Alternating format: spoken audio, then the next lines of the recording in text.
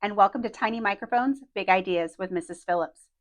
This is the series where we sit down with integral members of our Oak Grove community. We talk about the way they use their genius to teach and learn in our community each and every day. I'm so glad you've decided to join us. Welcome, Rachel.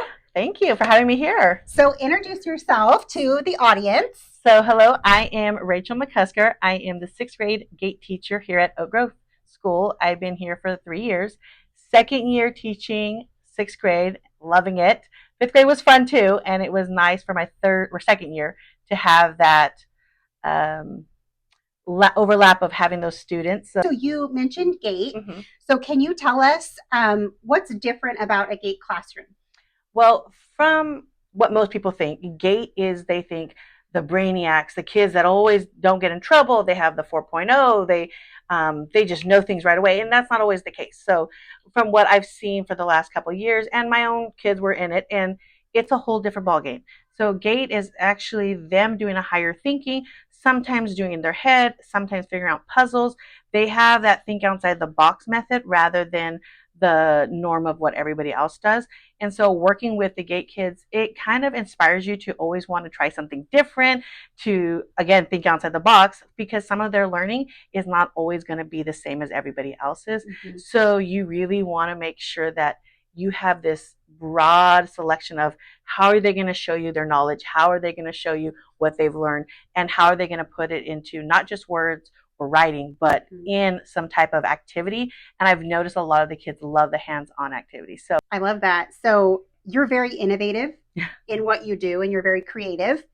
And the way that you have incorporated curriculum through those GATE icons and that higher level thinking is amazing. And it really does allow students who may not be functioning at grade level to experience the curriculum. So what have you noticed? What are the benefits of that type of teaching and learning?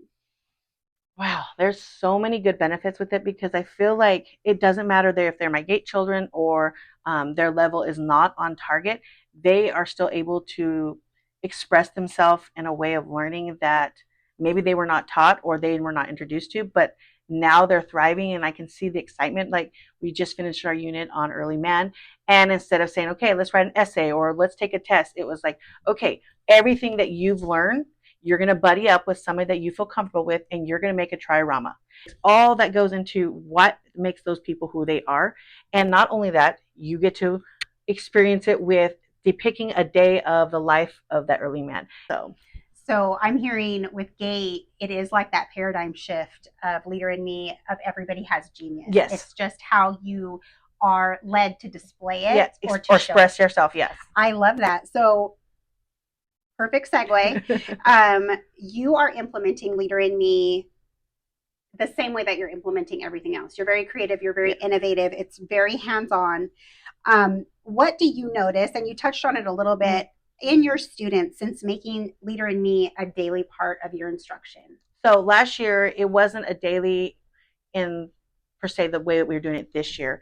I would take pieces of things, and also I had the honor to get to read some of the books this summer and really dive deep into it. So then it was kind of like, okay, this makes sense. This makes sense. Okay, I can put these together. But this year, since we are implementing it in our schedule daily, and not just, no, it is a good solid 25, 30 minutes, depending on our time frame.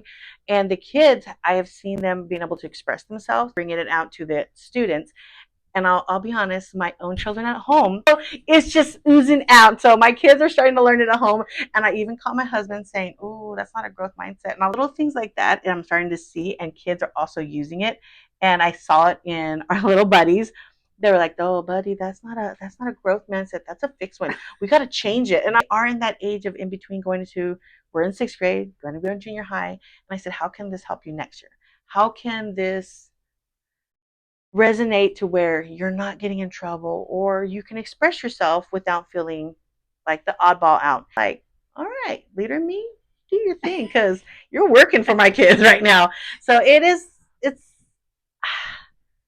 just a different experience from last year to this year, and I can already see it. And we're only at the end of September, beginning of October, so not even a full 2 months, and I'm already seeing a little bit of a change in them and how they express themselves.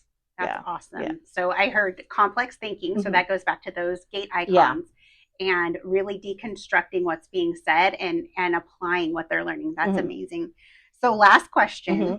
What is one thing you want your students to know before they leave your class this year? So that one, I kept reading it over and I got a little teary because I was speaking of last year's group, and when they come back and what they always say and what they've gained, and I guess to think outside the box, think for themselves, maybe don't go to the traditional path. I guess being a little bit being creative in that aspect for them to leave my classroom knowing that they're accepted by who they are and what they bring to the table. I love it. Well, Yeah. thank you for sitting You're down with me welcome. today. Thank you for shining your light and Oh, thank leading the you. way.